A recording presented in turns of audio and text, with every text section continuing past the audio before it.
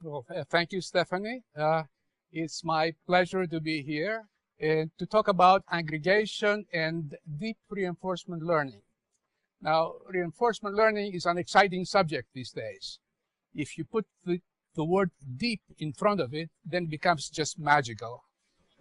And part of the reason for this has to do with some high-profile successes, of which the most recent is the AlphaZero Chess program, which came out only a few months ago. Now, there are quite a few amazing things about this AlphaZero program. First of all, it plays much better than all other chess programs, a lot better, and by extension, better than all humans. Another thing is that it just plays different. I'm not a chess master, but I've been a student of chess for all my life, and I can tell you without reservation that this program plays fantastically different and discovers moves of strategic depth that are beyond any human. It's just a program out of another planet. Another amazing thing is that it learns from scratch without much domain-specific knowledge and with only 4 hours of training. Now, a game of chess is hundreds of years old, but this program learned in 4 hours. I should qualify that there was massive computing power, parallel computing power, that was put to use. So 4 hours is still impressive, even though it has this, it used so much parallel computation. Another interesting thing is that the algorithm that it uses is portable. The same algorithm was used to learn, with few modifications, other board games like Go and shogi, Japanese version of chess. And there are also other related games that's being tried on or earlier versions have been tried in the past. So how is this program structured? Well, it uses relatively old techniques. It generates a sequence of players or programs. The current player is used to generate games that are used to train the next improved program. So we generate in this way a sequence of programs, each one improved relative to the other, using internal data. This is self-learning. The data is generated through the program. It doesn't come from the outside. Mathematically, it is connected to the dynamic programming method of policy iteration. And each player is implemented using a deep neural network. You could use potentially other architectures, but a deep neural network was used in this program. Okay, so the neural network takes as input the position and outputs what is necessary to implement a game, which is the value of the position and a probabilistic ranking of the possible moves. And then this is fed into a so-called Monte Carlo tree search algorithm, which is some form of randomized multi-step look-ahead.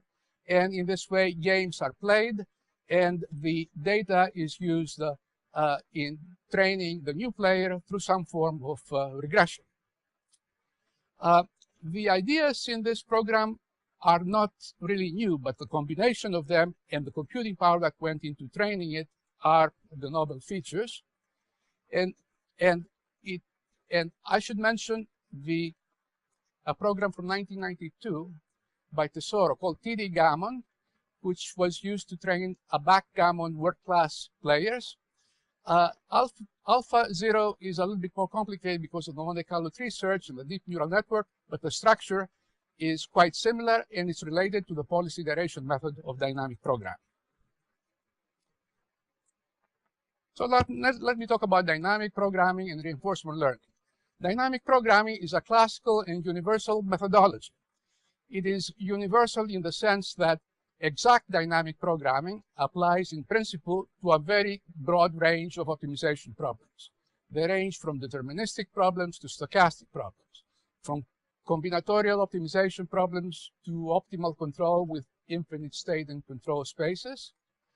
one decision maker or two decision makers in the case of games. On the other hand, even though it has been proposed long time ago, it has always been plagued by the curse of dimensionality, overwhelming computational requirements for exact implementation, and also the need for an exact mathematical model. Now, approximate dynamic programming or reinforcement learning, these two terms are essentially synonymous, overcome the difficulties of the exact dynamic programming by using approximation to reduce the dimensionality problem, and simulation using a computer simulator in place of a mathematical model. So with these approximations, approximate dynamic programming can be used for a very broad range of challenging large-scale problems and has proved itself in many fields, including the game field that I have discussed earlier. However, generally speaking, implementation is still a challenge and an art, and success is not guaranteed. You basically try out various things, and hopefully something works. Still, however, there is a theoretical background that guides the art, and this theoretical background is related to dynamic programming. So let me give you some history here. We have the work of Bellman dynamic programming for the 50s and 60s, the work on computer chess by Shannon, which introduced ideas of approximation, the work of Samuel on checkers, which introduced some ideas that became useful later, like the ideas of temporal differences. In the 80s and early 90s, we saw some concrete methods to be used in this context. The TD lambda method by Bartow and Sutton's group, and who also started making the beginnings of a connection between AI and dynamic programming. There's the Q-learning algorithm by Watkins, and there's this impressive success story of Tesoro, who in 1992 proposed a backgammon player that played almost as well as the best human. And Tesoro used self-learning and TD lambda. So, and in this way, it was very different than other programs that were used earlier, including one by Tesoro a few years earlier. The work by Tesoro created a lot of enthusiasm and expectations about applications to a large variety of problems.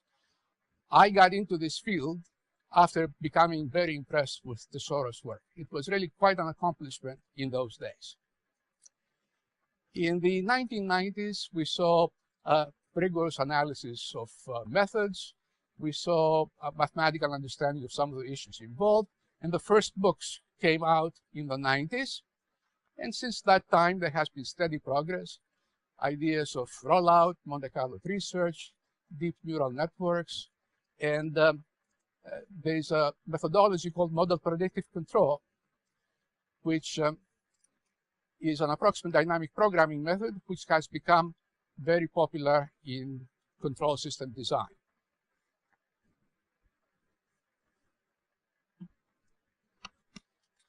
Excuse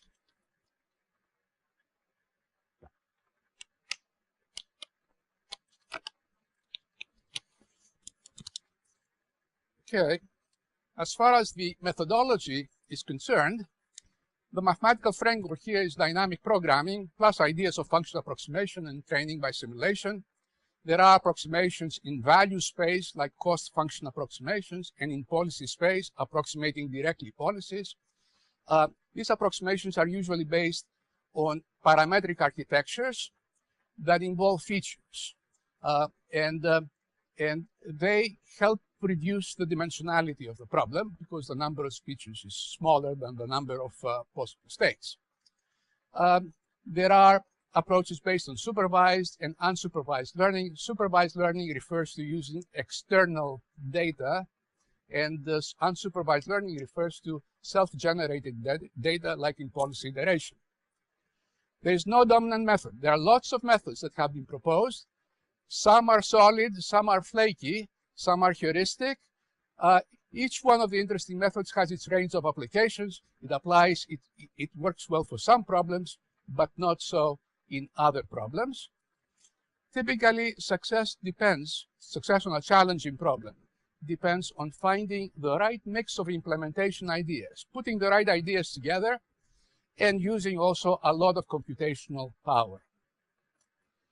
Like I said earlier, the AlphaZero program combines in a skillful way ideas that have been known since 2005. There are no new ideas, really, in AlphaZero, but they are implemented in the right way. Okay, so what's the purpose of my talk? I want to selectively survey. This is mostly a survey talk. I want to selectively survey the state of the art with a focus on approximate policy iteration, neural networks and their role in this context, and also the methodology of aggregation, another old type of method, and describe the relevant contributions of neural networks, which the main contribution is it provides an approximation architecture for the cost function of a policy, and it automatically constructs features of the architecture using self-generated data. This is the one point that I want to stress. I'm going to discuss how neural networks can be used in policy iteration, and I'm also going to discuss an alternative feature-based methodology, which is based on aggregation, and see how it can be used in combination with neural nets. None of these ideas are really new, but the combination of the two, aggregation and neural networks, is new. Okay, I put out on the internet a survey paper that you can download from my website, from Archive. Let me mention the neurodynamic programming book that I wrote with John Tsitsiklis in 1996, and the book by Sutton and Bartow on reinforcement learning. It's a new edition of that Sutton-Bartow book that's online now. Our book was coming from optimization and control. It was more mathematical. The Sutton-Bartow book took an artificial intelligence viewpoint. So between these two books, you can find the kind of things that you would need. Let me also mention the new edition of my dynamic programming book, which has a lot of material on approximate dynamic programming. And also, I can't resist mentioning my new book that's called Abstract Dynamic Programming. It's a theoretical book. It has some connection with reinforcement learning, but not a strong one. But it came 2 months ago and is still in my mind. Okay, so now the current state of the art in the field owes a lot but tremendously beneficial cross-fertilization between AI and decision and control. Unfortunately, however, the terminology and the language used in these two fields is very different. So what I'd like to do is just give you a few signposts, a few terms and their translations so that you can understand what I'm talking about and you can read the literature based on these terms. First of all, in reinforcement learning, we use maximization of value, whereas in control, typically we use minimization of cost. This means that in reinforcement learning, people talk about the reward per stage. Control people talk about cost of a stage, state value versus state cost, value function, and cost function. These are equivalent terms modulo change of a sign to convert minimization to maximization and vice versa. As far as Markov chain, control Markov chain terminology, in reinforcement learning, what's called a controller or feedback controller or decision-making control is called an agent. Control is called action. A dynamic system, a discrete time equation, continuous time equation, whatever, in control is called environment in reinforcement learning. So in reinforcement learning, an agent chooses actions that affect the environment. In control, the decision maker chooses controls that are determining the trajectory of a dynamic system. The term learning is used a lot in reinforcement learning to relate to a solution of a dynamic programming related problem using simulation. Learning is related to simulation. Self-learning is related to simulation-based policy iteration. There's a distinction between planning and learning. Planning refers to solving a dynamic programming with a known mathematical model, Fourier's learning refers to solving the problem in model-free simulation-based fashion. I'm going to be talking about policy evaluation. What follows, the equivalent term in reinforcement learning is prediction. I come from decision and control, so I'm going to be using the right-hand side terminology, but it always helps me to keep handy this translation of terms, and I hope that they will be useful to you as you hear me talk. Okay, now the outline of what I'm going to discuss. First of all, exact and approximate policy iteration. Then talk about how you implement approximate policy iteration using neural networks. Talk about the methodology of feature-based aggregation, and then try to combine feature-based aggregation with neural networks. Okay. Excuse me just again.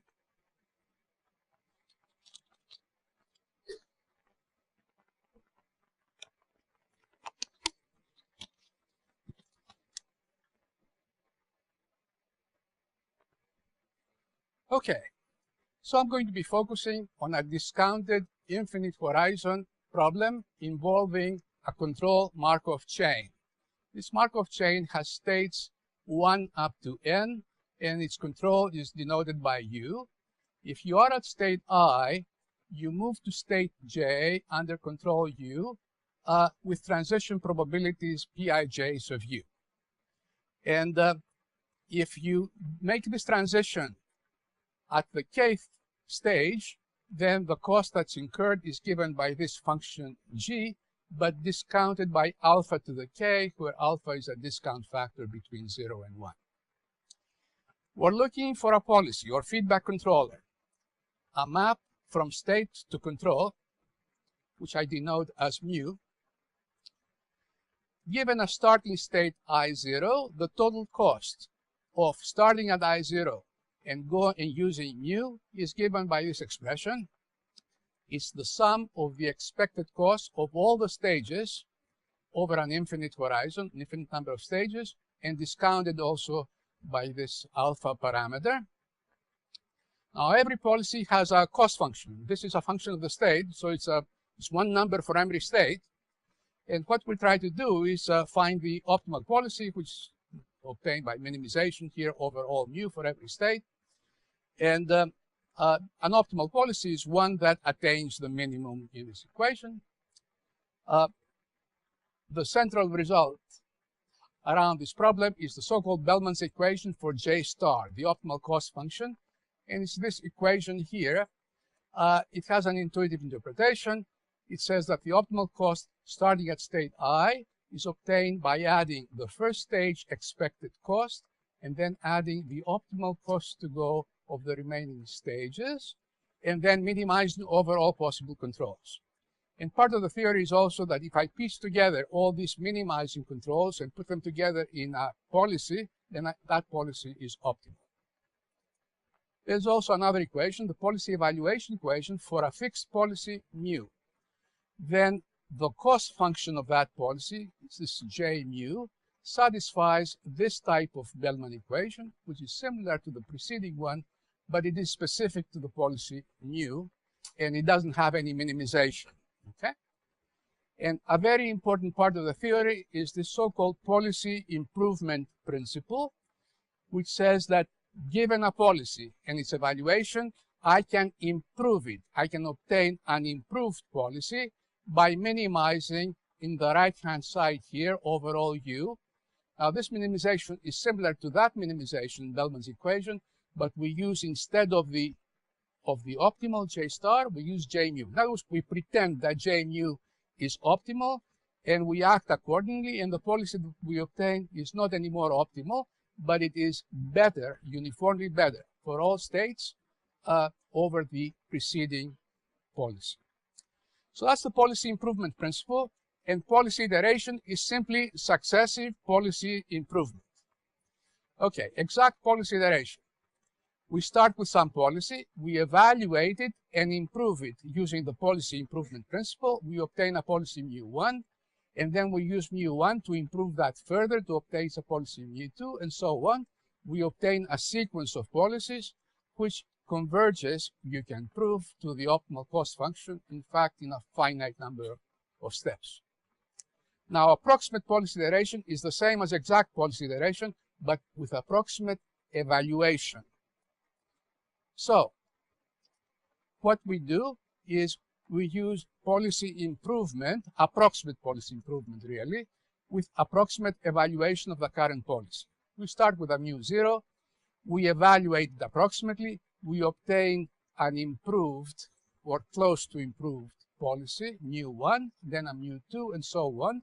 We obtain a sequence of policies which does not converge to the exact optimum, but it converges to within a zone, within some error bound of the optimal. And that error bound involves the discount factor. It also involves the quality of the approximation of the policy evaluation, and so on.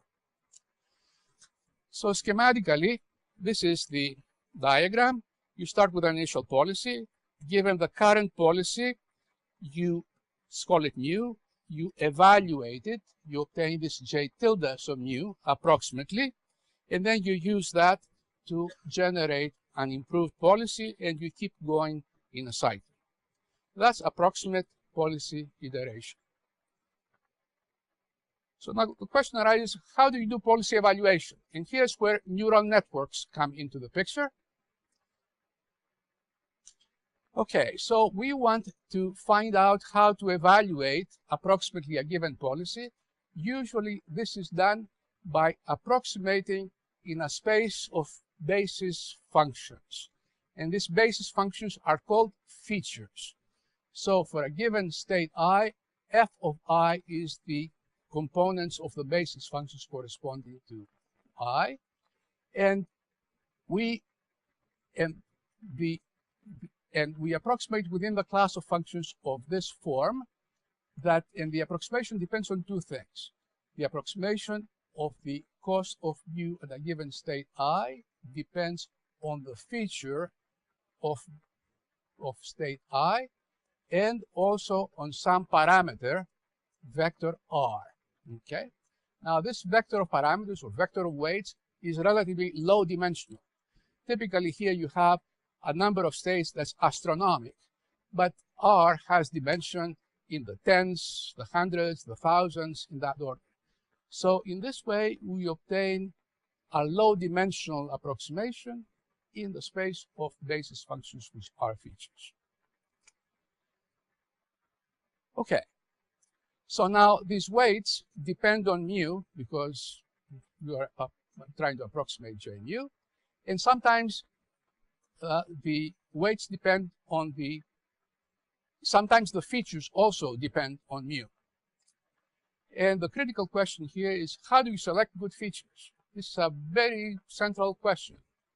And in a lot of applications, the features have been handcrafted based on a priori knowledge, based on engineering intuition.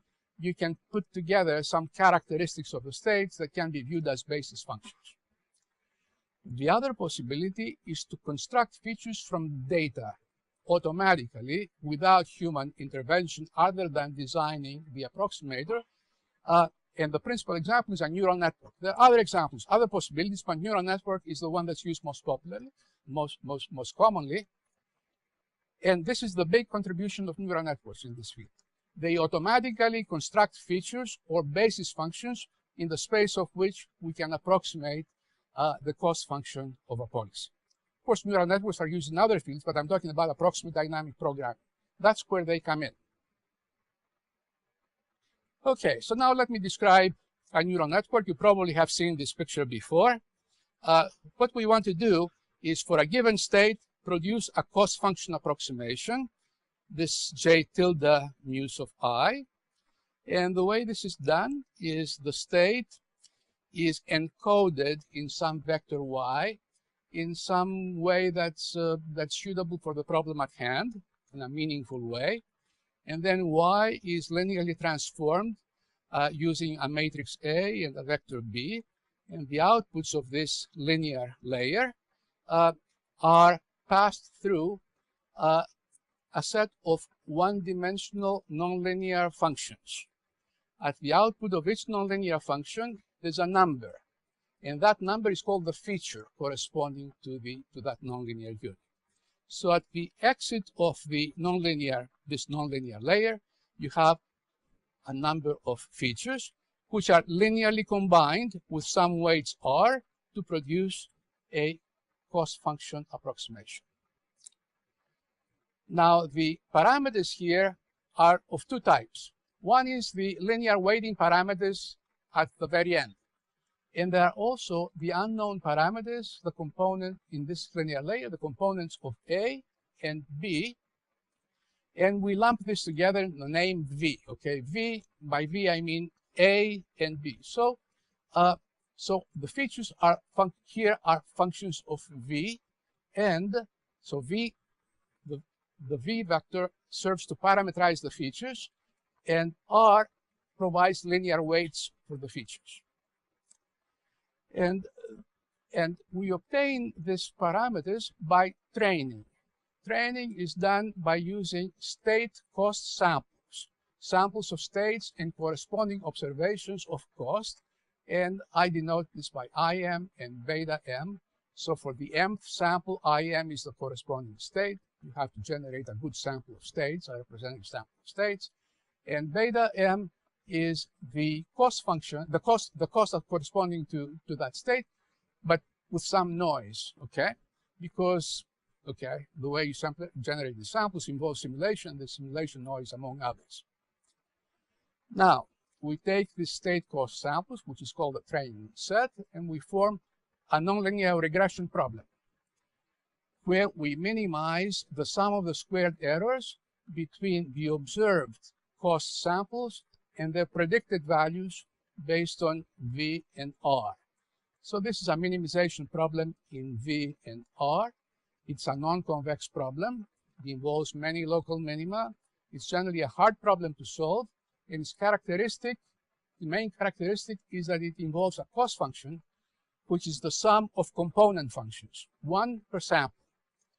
So if you were to use a gradient method to solve this problem, you would have to calculate the gradient of the full cost function at every iteration. That would involve processing all the samples to calculate a gradient for each component, and that's very time consuming. In practice, a different and much more efficient method is used, called incremental gradient method, whereby at a given parameter, at the current parameter vector, we pick at random or some other way a sample, a component function, we calculate its gradient, and we move in the direction of that component gradient. So it's a lot cheaper per iteration, and it works much better than the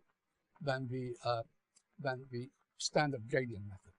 Other methods used for this incremental gradient method are SGD, stochastic gradient descent, or backpropagation. Okay, there's a lot of names floating around, but that's the main idea. Now, to make this method work is not trivial. It's a real art, and it involves choosing heuristic parameters, it involves regularization, it involves good starting points, it involves clever ways for picking the step size, but people have played around with it for a long time and have figured out good ways to make it work. It's the most popular method these days. There are other methods, but this incremental gradient method is the most popular method for training neural networks. And there's one basic result here, the so-called universal approximation theorem, that says that I can obtain for any cost function J mu, I can obtain an arbitrarily close approximation through a neural network by using a sufficiently large number of weights, sufficiently large number of V's and sufficiently large number of R's. So that's all the theory says. It doesn't tell you how big you should make it, how many nonlinear units you should have. This is all in practice determined empirically. Of course, there's an important question: how do we generate the cost samples? And we do that by simulating the Markov chain under mu. Remember, a policy mu defines a Markov chain. You can run this Markov chain and generate pairs and costs through simulation. You can also use different regression formulations. This formulation is related to something called TD1. There's another formulation, another regression that's whereby you minimize the sum of the squares of the errors in satisfying Bellman's equation for that policy. And this is related to a method called TD0. And there is a method called TD lambda, sort of intermediate between the two. It involves a parameter lambda between 0 and 1. So I'm not going to talk any further, but everything is regression. Regression and gradients at the neural network level. Okay, now let's talk about deep neural networks. A deep neural network is just like a shallow neural network with more layers. That's all it is. Instead of having the encoding of the state go through a single linear layer, through a single nonlinear layer, and then go out to the output, there are multiple nonlinear layers, each one providing a set of features for the next one. Okay, so this type of structure provides a hierarchy of features, with the last set of features just before the linear weighting being used, the final set of features which are used in the cost approximation. So now features are used to provide more sophisticated features and more sophisticated features. So the popular wisdom is that with more sophisticated features, you would need fewer weights overall and easier training. Now, this seems to be borne out in many contexts empirically, and deep neural networks have achieved great success in a number of fields beyond dynamic programming. As far as sampling and training, it's the same as in simple neural networks using simulation. Is deeper better? Well, there is no theory that says that it is. Empirically, it is often better, it seems. However, let me mention that in Tesoro in 1992 also used a neural network and used a single nonlinear layer. Still, even today, descendants of Tesoro's program use a single linear layer with just about 200, 250 nonlinear units. And Tesoro also tried 2 layers and 3 layers, and he went back to using only 1. So we don't really know the answer of whether deeper is better. Probably it depends on the context. Now, for our purposes, however, where we're going to connect neural networks with aggregation, deeper is in fact better. And the reason is that in deep neural networks, the number of final features here at the exit, because these features are more sophisticated, it's usually you need a smaller number of them. And we like that. We'd like to have a small number of features for our subsequent purposes. So that's the reason that we want to emphasize this deep neural networks.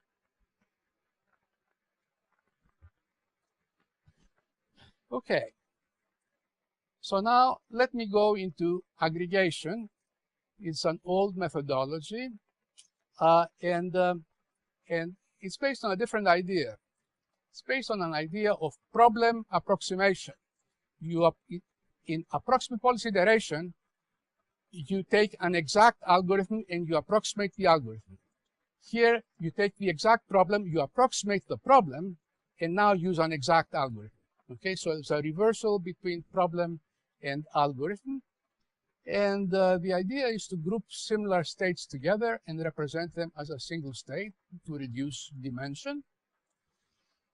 So we approximate the original dynamic programming problem with a dynamic program that has fewer states, which we call the aggregate problem. So we take a large problem and we make it smaller. That's the idea. We solve this aggregate problem, and then we extend the cost function of that to the original by some kind of interpolation. And the aggregate problem could be solved by exact dynamic programming. It could be solved by simulation-based methods, in case you have only a simulation and not an exact problem, or an exact model. So it can be solved in a model-free fashion. Okay, let me give you a simple example to convey the main idea. um, this is a coarse grid approximation. Oftentimes, you have the number of states can be arranged in a grid, like a geometrical grid, and the number of points in the grid may be very large, so you'd like to reduce them. And what you do is just throw out some of the states in the grid, and you approximate this dense grid with a coarse grid with fewer states. You solve the problem on the coarse grid, and then you interpolate to obtain a solution on the denser grid. This is called aggregation with representative states. These are the representative states here that are used to represent the cost and provide by interpolation and extension. Another type of example is called hard aggregation, where we take the state space, we partition it in disjoint subsets. Each one is viewed as a single aggregate state. So in the aggregate problem, you move from one subset to another subset according to probabilities that I'm going to describe. Okay, so this idea has been used in a number of quantities, including partial differential equations in numerical analysis, but that's not what you want to do in dynamic programming, because the coarse grid may still have too many states. The number of states that you start from may be gigantic. So instead of doing this kind of naive discretization, we use features to obtain the representative states or hard aggregate states. So we start out with a feature map of the state, and we use that to form an aggregate dynamic programming problem. The idea is that you group together states that have similar features, where the feature map has small variation. So mathematically, the aggregate states are simply these segments here on the feature map. Each one of these is an aggregate state. It has a footprint, a set of states to which it relates, and you somehow, and I'm going to discuss how, you obtain this aggregate states, these subsets of state feature pairs. And okay, now the system states relate to the aggregate states according to interpolation weights, which I'm going to denote by phi. I'm going to give examples of that. These are called aggregation probabilities. So for every aggregate state, there's a probability distribution and must satisfy some constraint. Every aggregate state relates to its footprint, the states to which it connects, according to importance weights. This is also a probability distribution for the aggregate state L. So given an aggregate state, these are probabilities to which we go out to the states that are related. And the constraints are that for every state that's in the aggregate state, phi j sub L is equal to 1. So there's a membership state weight of 1 for states in the footprint of that aggregate state. And the importance weight is 0 for states outside the footprint of the aggregate state. So essentially, the aggregate states are these footprints, and we move around from the groups to the individual states according to these probabilities. And we formulate an aggregate dynamic programming problem where the original Markov chain that you're trying to control is augmented by transition probabilities that relate to the aggregate states. So transitions in the original Markov chain go from I to j, whereas here we start from an aggregate state, go up to an original system state according to these aggregation probabilities, make a regular transition at cost g, and go down to another aggregate state. So now we form a new Markov chain which involves more states. It involves 2 copies of the original system states plus these aggregate states. And the typical transition is you go up, across, down, then up, across, down, and so on. Now this is a Markov chain that's well defined. It's a control problem because it relates to a choice of a control U. And there's a Bellman equation that's associated with it. The optimal cost, we call them R stars of L. For the Lth aggregate state, there's a number R star is the optimal cost in this aggregate problem. And for the left system states, we call it J0 tilde and J1 tilde.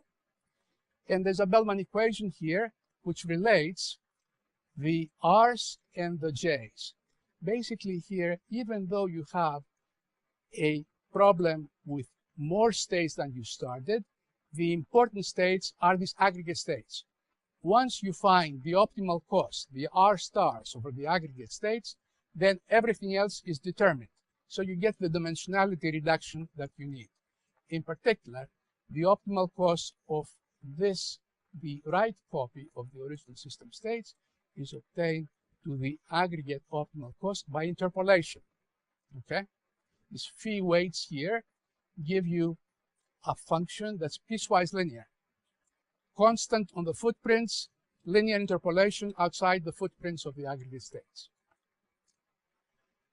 And also, once we compute the optimal cost of the aggregate states, and also this interpolated function J tilde sub 1, we use Bellman's equation to obtain a policy. And this is now an improved policy. It would be exactly improved if there was no approximation, but it's approximately improved. So we have a lower dimensional, essentially a lower dimensional dynamic programming problem involving these aggregate states. Once we solve it by some method, exactly or approximately, we obtain an improved policy. It's a different way to do policy improvement. Instead of doing it by one step look ahead or multi-step look ahead, we do it by solving an aggregate dynamic programming problem. So here's a different approximate policy iteration figure. Given the current policy, we generate a feature map. And we use that feature map to formulate an aggregate problem. And then we solve the aggregate problem to obtain an improved policy. We start from some policy, use a neural network or some other scheme to generate features, including perhaps handcrafted features, then formulate the aggregate problem. If there's some art here involved in choosing the aggregation, disaggregation probabilities, but this does not seem to be an overwhelming problem. And then you use some kind of method to solve this aggregate problem, obtain an improved policy. So the policy improvement involves, it's a solid step. It involves solving exactly a dynamic programming algorithm where the methods are solid. They're not flaky, that do crazy things once in a while. This aggregate problem can be solved with methods that work all the time if you have the requisite computational power. Okay, let me give also some other, let me touch upon some other issues here. Let's look at this aggregate problem. Remember, it involves the original system states and also these aggregate states, and it involves transition up, down, and up again. Now, if you have a simulator for the original system, it can serve as a simulator for the aggregate problem, because you know these disaggregation probabilities and you know these aggregation probabilities, and simulated transitions can occur between aggregate states by going through the simulator of the original problem. So simulation and model-free implementation is entirely possible here. And in fact, you can use exact simulation type methods like TD lambda for lookup table representation. TD lambda is an exact method. Doesn't involve any approximation and doesn't do some of the crazy stuff that TD lambda can do. There are some other methods here. Q-learning can be used and so on. Lots of computation is needed here, but this can be done exactly using a model-free implementation. Now, how do we implement this scheme? How do we choose the features? There is an error-bound analysis that is not entirely new. and it suggests the following general strategy. You use features that conform to J star. In other words, you make your feature map to vary little on states where J star varies little. So if J star varies little over a subset of states, then the feature map should also vary little within that. And so in other words, we form the aggregate states, so the feature map varies little within the footprints. And you can show that the error is then is reduced as this property is satisfied better and better. Generally speaking, the approximation provided by the aggregate problem is piecewise linear, and what you're trying to do is take J star and use a feature map that sort of matches in terms of its shape with J star, and use that to obtain this blue piecewise linear approximation for the aggregate problem. So how do you find feature maps that conform to J star? Well, one possibility is to use scoring functions. Now, scoring function V is a function that has similar form as J star, up to a constant shift. A neural network can give you that at its output. Okay, that's what it's supposed to be doing. So we can use V as the feature map, group states with similar values of V, and for example, take a real line, break it down into intervals, and group together states that fall in the same interval according to the feature map. You can use, if you use many intervals, you can get a more accurate approximation. If you had infinite computing power, then you could map each footprint would have states with constant J star, and the aggregate problem would give you the exact value of the exact J star function.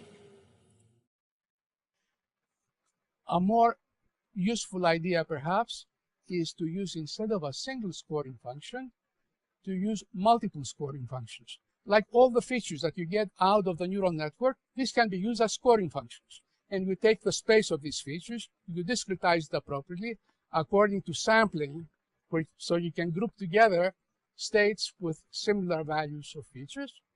And that's the idea of the method that I'm describing to you.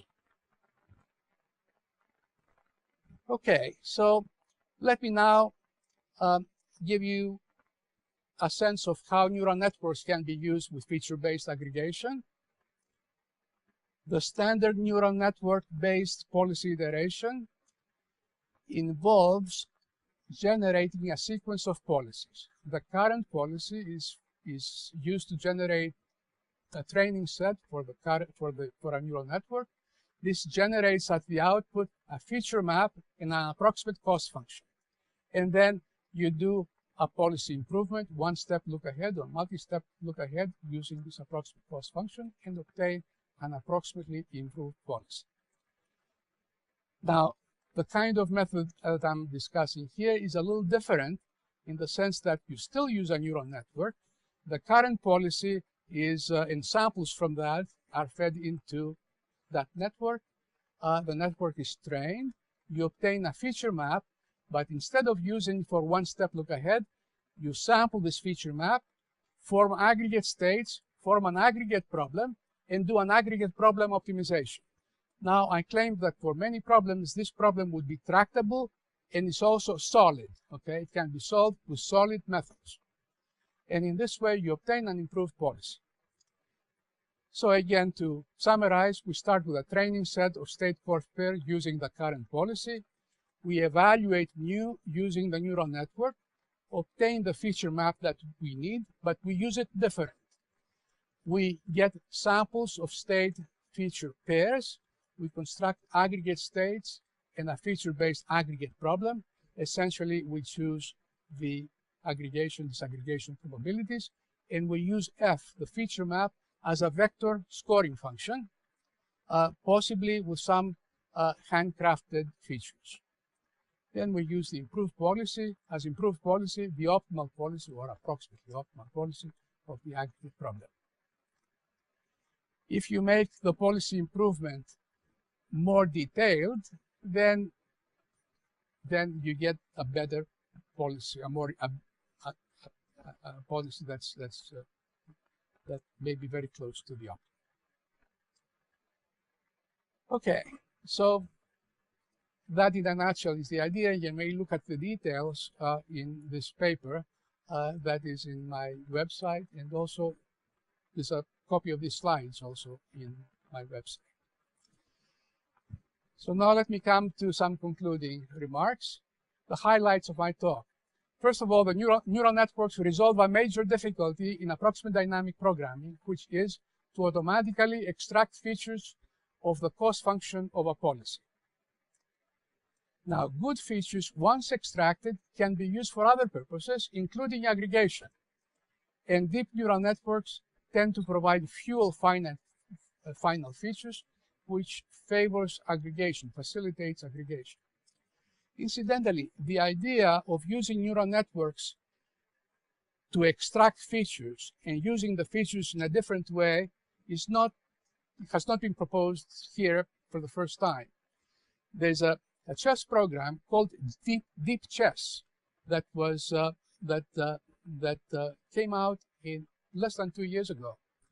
And in that program, deep neural networks are used to extract features of the chess position automatically. And then these features are used in another neural network that implements a supervised learning scheme based on grandmaster play, examples from grandmaster play. And the resulting chess program actually plays at the level of a strong grandmaster.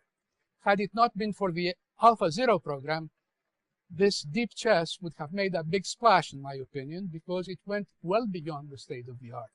And it used neural networks in a different way, just to extract features, and then using the features in using supervised learning in this particular case. Here we use the features to do aggregation.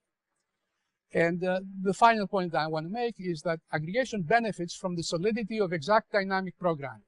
If you look at the literature on computational results and case studies, it paints a rather rosy picture of what can be done.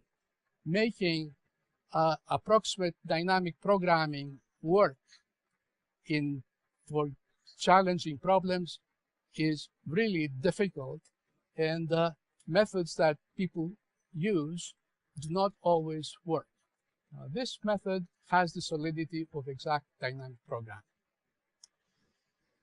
Okay, now some general remarks. Some words of caution on approximate policy iteration. People ask, is AI going to take over the world? Okay, so I want to give you some words of caution about approximate policy iteration. It is always challenging to implement it.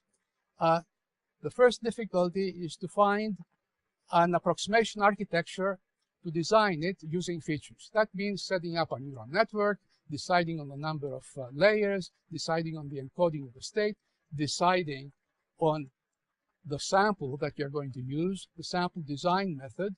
It must explore well the state space, not only for the current policy, but future policies that are going to be generated in the future. Finding a good, implementing a good training algorithm, that's always non-trivial. Approximate policy iteration, some of the methods that are being used in practice or advertised, they suffer from oscillatory behavior. In other words, the typical behavior is one whereby you get stable progress up to a certain point, and then the method starts oscillating. In aggregation, this doesn't happen. You get steady progress all the way through. You get convergence. Another problem is recognizing when you have succeeded, because oftentimes what you end up with, there's nothing to compare it against. There's no yardstick to tell whether you have a good design or a not so good design. And I have a personal story about this point. In the early 90s, there was Ben Van Roy, a student and a master's student. And he's now a prominent faculty member at Stanford. And he did his master's thesis on the game of Tetris, constructing a program that learned how to play the game of Tetris. You know the game of Tetris, where you have a board of bricks, and there are objects falling from the top, and you have to translate them and rotate them so as to make full lines of bricks, and then the lines are removed and you score a point. Now, Ben Van Roy used a feature-based architecture, and it involved three features: the height of the wall, the number of holes in the wall, and also a constant offset feature of 1. And he managed to get a program that was working and scored on the average 32 points per game. So that was sort of interesting. He published his work with his supervisor, John Tsitsiklis. And a couple of years later, I had a student, Sergei Iov, where we looked at the same problem, Tetris, but instead of the 3 features, we used 22 features. The state space of Tetris, you can formulate as a dynamic programming problem. The state space has a number of states that's larger than the number of molecules in the entire universe. However, we boiled everything down to 22 numbers for every state, 22 features. And we used some kind of a temporal difference type method, but TD lambda failed on this problem with the 22 features. We formulated a new method. We developed a new method, and we had some success with that. Instead of the 32 points per game that Ben Van Roy and Tsitsiklis had obtained, we were obtaining hundreds of points, thousands of points. We reached scores of the order of 3,000, 4,000, starting out from 32. So we're very excited about that. And other people used the same features as we did, but with different methods. And then we're getting similar numbers, perhaps a little higher, like 4,000, 5,000. And they were claiming that they have a great method because they have improved on the method of Ioffe and Persikas by a few thousand points. However, we did not really know how well this Tetris player was performing. And it turned out that 10 years later, other people used the same 22 features, but a different method, a random search method in the space of points. And instead of the few thousands of points that we were getting, they got hundreds of thousands of points, like 500,000, 700,000, and so on. And other researchers continuing along. Now the score, the record stands on around 1 million points, using methods that were sort of similar to the ones that we had used with Sergei. However, they used just a method that was different in the details. Okay, and that made a tremendous difference in the scores. So that's what I mean by saying it's hard to recognize success or failure. We thought we had a success, and other people thought that they had better success than us, but we had all failed miserably because we didn't know that there were better policies that were much better. Okay, so another comment: the successes of reinforcement learning in games are certainly spectacular, amazing. However, they have benefited from several favorable characteristics of the problem, including that the model of the game is perfectly known and also stable. It doesn't change from one day to the next or from one starting point to another starting point. Moreover, the number of controls in board games is typically small. Okay, in chess it's like 20, in backgammon it's like 30 or 40, in Go it's larger, but still, when you compare it to the number of controls that you have in infinite dimensional control spaces, these are small numbers. So the Monte Carlo tree search that people have used in AlphaZero would not have worked in control problems with continuous control spaces. You would need a different kind of approach for policy improvement. Okay, on the positive side, massive computational power is available today together with distributed computation, and this situation is certain to improve in the future. So that's a source of hope. For example, in AlphaZero, it took 4 hours of training, but with current computational resources, if you were to do the same computations on a single processor, the 4 hours of training would have translated to something like 2,000 years, okay, according to a calculation that Ben Van Droy has given me. So massive computational power was very important within that context. The methodology is amenable to using parallel computation, and because we're going to have better computers and more parallelization in the future, this is a source of hope that we can tackle very complicated problems. So all in all, there are many exciting applications ahead that we can tackle with all these different methods. And that's it. Thank you.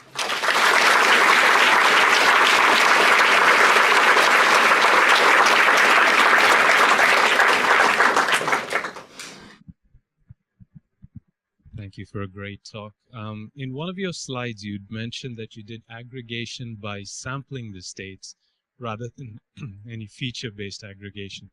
Did you sample based on any weighted features, such as how often states were visited or how rare states were to be visited, like TF-IDF applied to states? Okay, so when you use a neural network, you generate a training set. And that training set generates pairs of states and features, right? So there's a sample, there are sampled pairs available to you from the output and the input-output of the neural network. And you can collect a lot of those. The trick is, of course, to select states to introduce to the neural network. You get these pairs, and then you can map them out and separate them in groups that seem reasonable. So the neural network can be used to assist in the formation of the aggregate states. Sorry, can I do one follow-up? So would an autoencoder work for something like that, where you get a low-dimensional representation and then you can cluster based on that? I really haven't looked into that. I'm not into but any kind of approximation architecture can be used in the same way. As long as it produces pairs of states and features of these states, it should work fine. Thank you.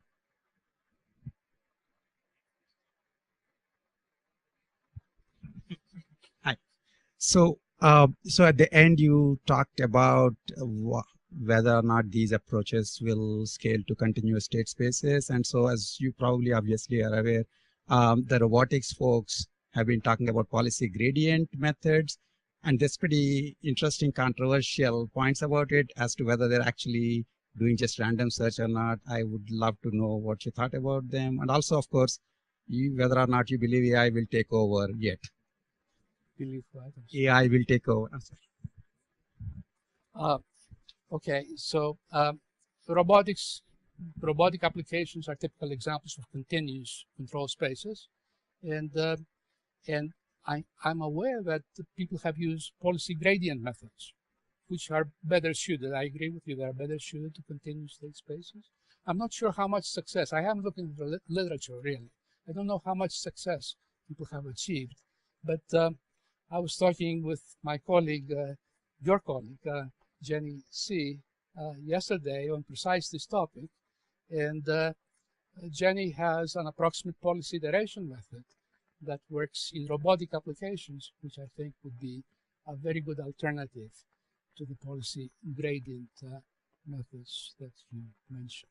Policy gradient methods are also very flaky, okay? You may be... I would trust a random search more than a policy gradient. And I wouldn't sell the random search short, actually. Yeah.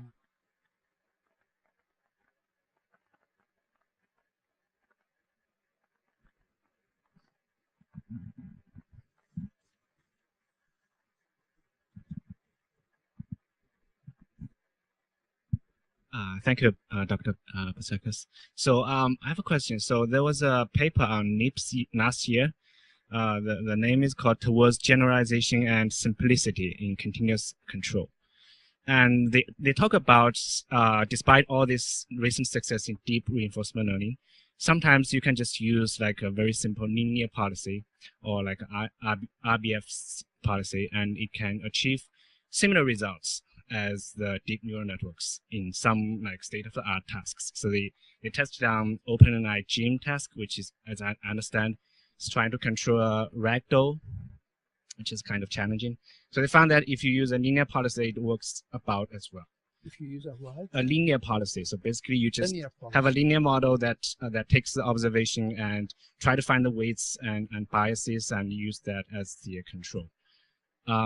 So I'm curious, what's your comment on that? Okay, I haven't looked at the paper that you mentioned.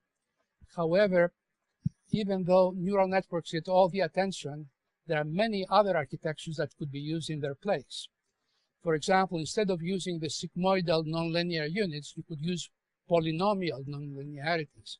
And in fact, in the former Soviet Union, back in the late 60s and early 70s, and still I think this work continues, there were hundreds and hundreds of papers involving regression type problems using polynomial nonlinearities. The same kind of problem that people here used to use in the context of neural networks were being used with this polynomial nonlinearities.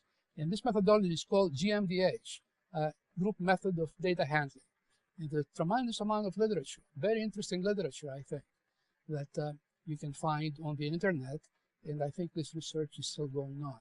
So to come back to your point, it may very well be that linear architectures will do better and may be better suited to the context of your problem.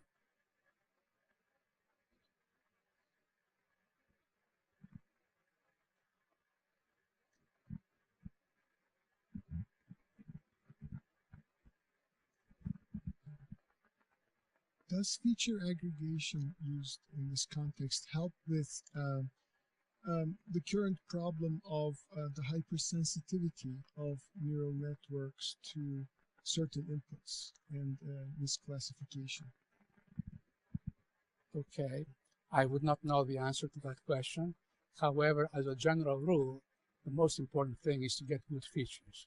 So if the neural network does not provide you with good features because of hypersensitivity or some other problem, then the aggregation methodology will also have difficulty.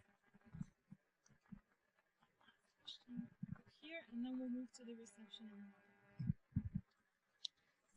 We are very good friends with Dimitri, and I tend to ask all my questions in private, over dinner, over a glass of wine. This is the first time I am asking him a question in public, so you watch out. I hope you're nice as a friend. Dimitri, I had two questions. One of them is related to recognizing success and failure. In global optimization, in combinatorial optimization, many people follow the upper bounding, the lower bounding of the optimum, fairly common strategies, and therefore at any time during the evolution of the algorithm they have a metric of how far they are from the optimum.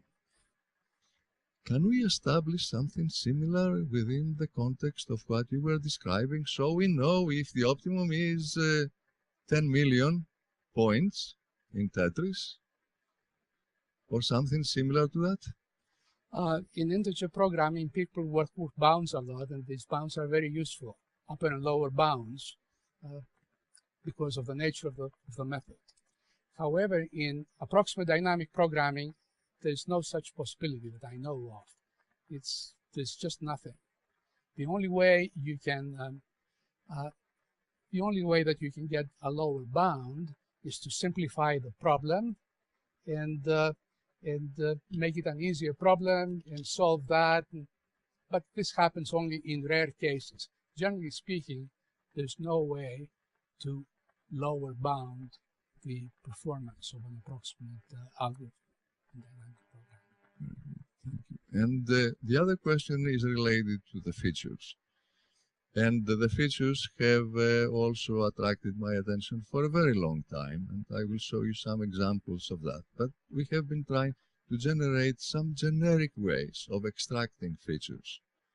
So here are a few, for example, ideas that if we are talking about dynamic systems in time, certainly temporal features are candidates. And those are the temporal features in various time segments. Ideal basis functions for that are wavelets. For visual images, we want features. Also multidimensional wavelets are ideal basis functions for neural networks. We are dealing with other games. We looked at the board. Then again, from the distribution of the pieces, we can extract somehow the values of the basis of the wavelet basis functions visually. We have to somehow try to link the features to the generic aspects of the problems rather than making it an ad hoc choice, as it has been for a long time. What are your thoughts on that? Okay, I have been talking about an infinite horizon problem where the optimal policy is stationary, does not have a time variation component to it. If you have a finite horizon dynamic programming problem, then you have features for every stage, so the features are time varying. And that, even though I'm not sure I get the full a full understanding of the context we are referring to, I would suspect that the time variation might favor the use of wavelets and multiple time scales. So that's all I can say.